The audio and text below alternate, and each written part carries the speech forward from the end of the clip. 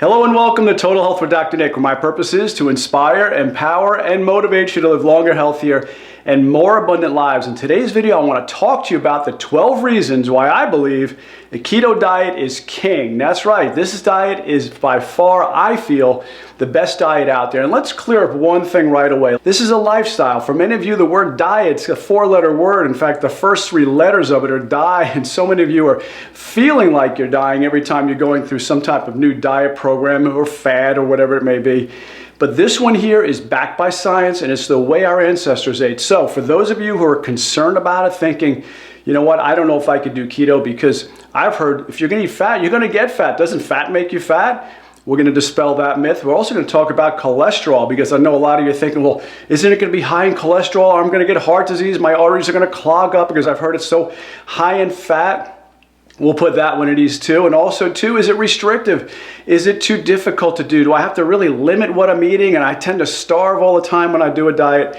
All those questions will be answered as we go through every single one of these 12 reasons why keto is king. But before we get started, make sure you like, you share, you comment, and subscribe. Click that little bell notification so that way you get notified anytime I come on the air. But also too, if a lot of you out there are concerned as far as trying the keto diet, and you're thinking, I don't know how to do it, I don't even know where to begin, I've got a fantastic keto course called Ultimate Keto with Dr. Nick. Check the link below. See if it's a fit for you. We've got a fantastic Facebook community.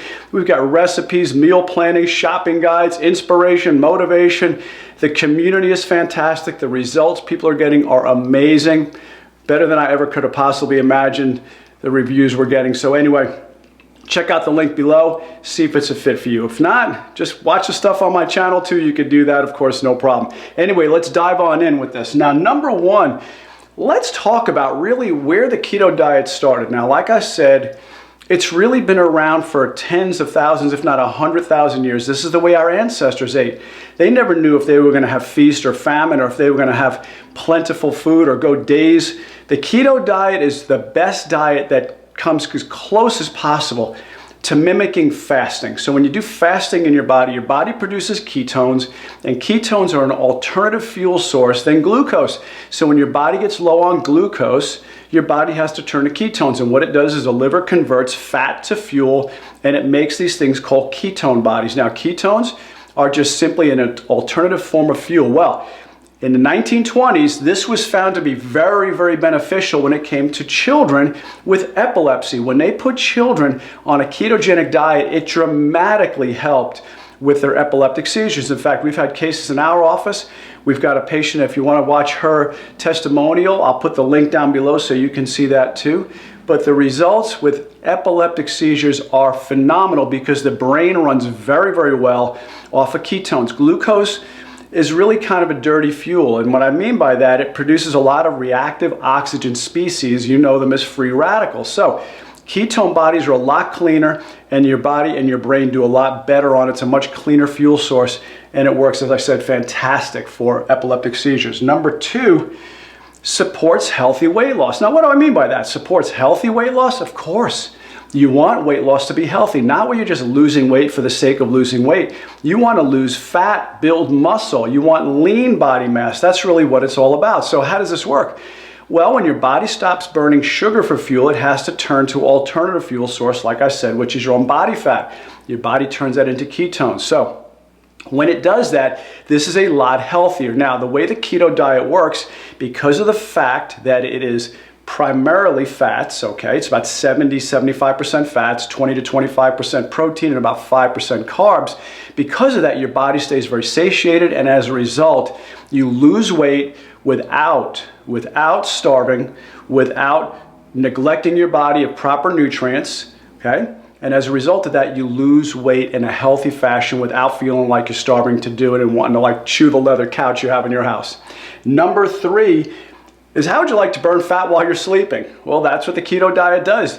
Your body should be burning fat when you go to sleep at night. Now, the problem is, with most Americans on the standard American diet, or what I call the SAD diet, you're eating a lot of starches as it goes into the evening. Now, I don't know why anybody eats starches in the evening, because starches are an energy food, and as a result, you're not needing too much energy when you're going to sleep. So what you want to do is make sure you're having high quality proteins, high quality fats before you go to sleep.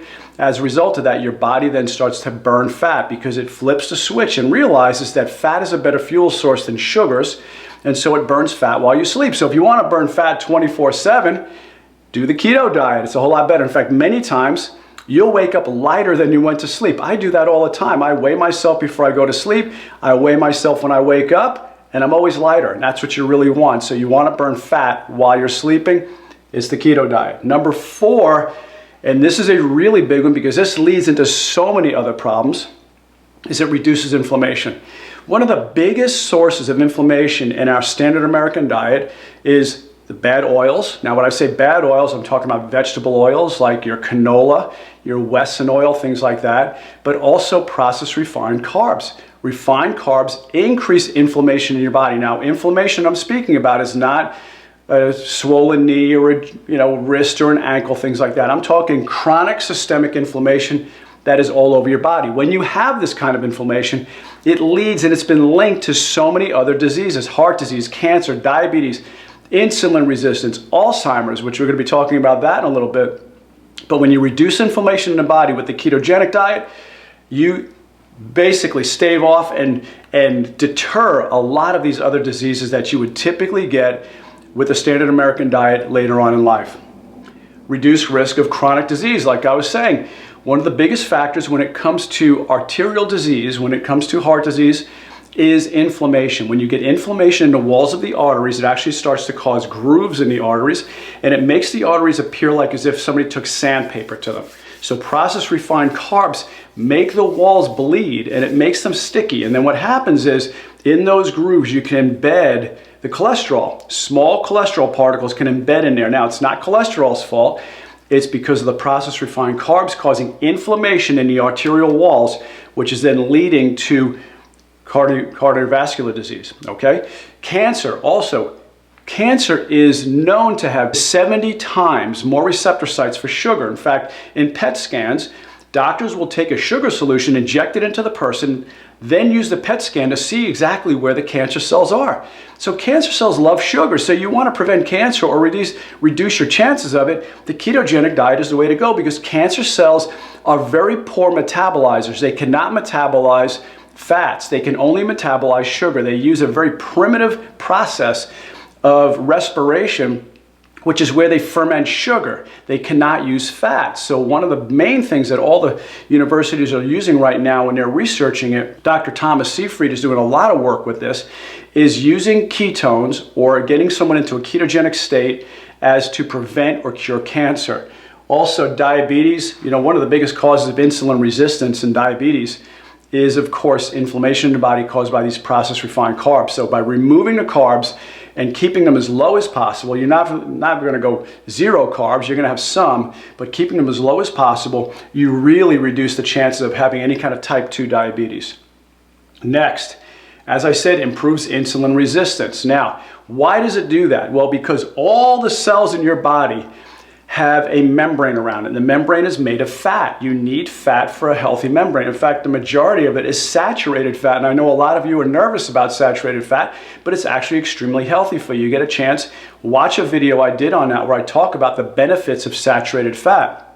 Well, there's little antennae all around the membranes of a cell. Those antennae are out there kind of looking like antenna of a cell tower for insulin. When it senses insulin coming over, it opens up and it allows the glucose to go from the outside of the cell into the cell to be used for fuel. Well, when you have all these processed refined carbs and inflammation in the body and toxins, all these little hair-like processes, these receptors, become dulled. They don't hear the insulin. They don't hear insulin anymore, and that creates the insulin resistance. Also, if your body's constantly making too much insulin because of our heavily carbohydrated diets, eventually the cells just go numb to it, and that's when we start to get the insulin resistance also.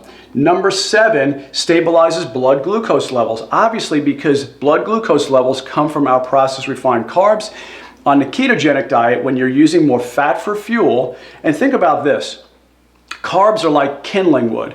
Kindling wood just basically goes away quickly because it's a very poor source to actually keep a fire going for a long period of time and keep you warm, or if you're trying to cook something, you want logs. Logs are the fats.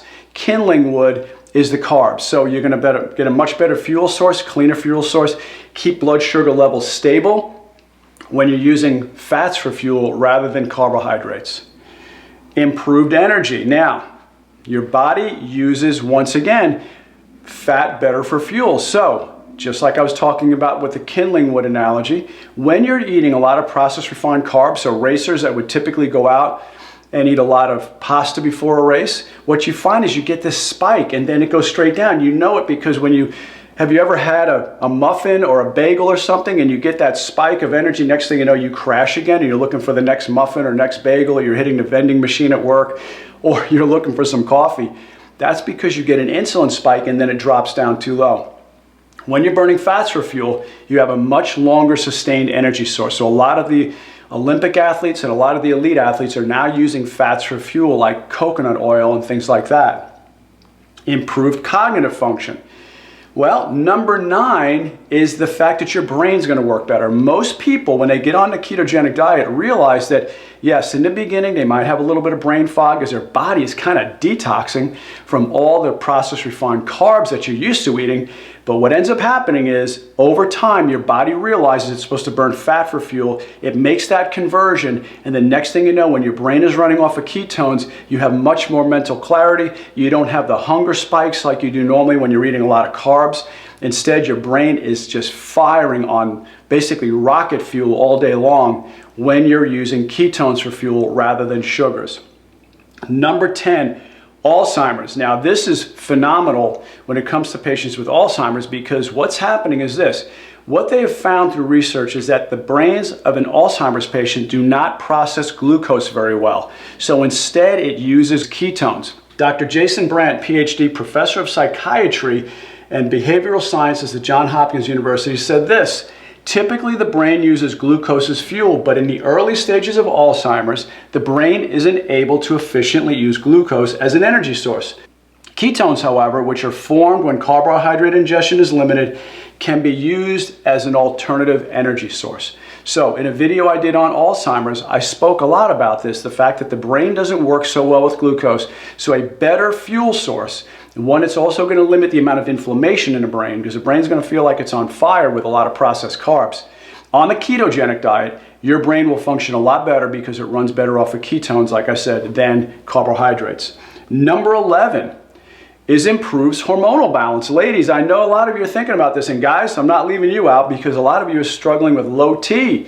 You want to increase your testosterone, start to increase your healthy fats in your diet, because here's the thing. You need healthy fats, you need cholesterol to actually make your hormones. Did you know that? It's a precursor to your hormones. So many of you are trying to reduce your cholesterol with statin drugs, and at the end product is you end up with depression, low T, your hormones become dysregulated. Ladies, your hormones, your estrogens are all over the place, your progesterones are all over the place. The best thing you can do for this is to reduce inflammation once again. Switch over to the keto diet, because the keto diet is going to give you the healthy fats that you need to regulate your hormones a lot better. And number 12, we all want to improve our body composition. We all want to burn fat. We all want to get more muscle mass. One of the best things you could do is the ketogenic diet for this. Now, why is that? Because the way the ketogenic diet works, it's the way our ancestors ate, like I said in the beginning. So as a result of that, it's very muscle sparing. The beta-hydroxybutyrate, which is the number 1 ketone that the body produces as a result of the ketogenic diet, that is extremely muscle sparing. It's also great on the joints. So older patients, 40, 50-year-olds, this is what I recommend to them, is to get on the keto diet, so that way it reduces inflammation in the joints. But this is fantastic for muscle sparing. Your body doesn't break down muscle, it preserves muscle, so you don't need as much protein when you're working out or after your workout as you would normally. So, fantastic way to build high quality muscle is on the ketogenic diet, and at the same time, you get lean. So it's best of both worlds. So anyway, I hope you got a lot out of this. If so, make sure you like, share, comment, and subscribe. More importantly, go check that bell notification off to the side and check out my other videos. If you like this video, you're gonna love my other videos over here. So check those out.